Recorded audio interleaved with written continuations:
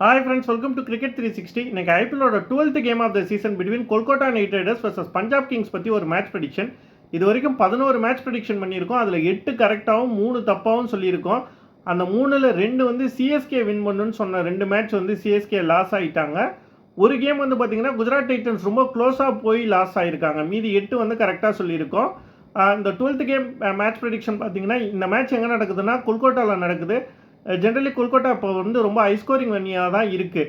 Next Punjab versus வந்து Kolkata comparison பார்த்தோன்னா batting வைஸும் சரி பவுலிங் வைஸும் சரி பஞ்சாப் தான் வந்து கொல்கத்தாவை விட அல்டிமேட்லி ஸ்ட்ராங்கராக இருக்காங்க. இந்த சீசனோட ஃபார்ம் வைஸ் பார்க்கும்போது 2 மேட்ச் ஆடி 2மே பஞ்சாப் ஜெயிச்சிருக்காங்க, 2 மேட்ச் ஆடி 2மே கொல்கத்தா தோற்றுருக்காங்க. ஏன்னா தான் ஹோம் அட்வான்டேஜ் இருந்தாலுமே வருண் சக்கரவர்த்தியோட பவுலிங் ஃபார்மும் வந்து கொல்கத்தாவுக்கு ரொம்ப உரியாக இருக்குது. அந்த அதர் ஹேண்ட் வந்து பஞ்சாப் வந்து கன்வீனியண்ட்டாகவே 2 மேட்சுமே ஜெயிச்சிருக்காங்க. கொஞ்சம் பேட்டிங் அங்கங்கே கொஞ்சம் வந்து ஸ்லாப்பியாக இருந்தாலும் பவுலிங் நல்லா இருக்குது.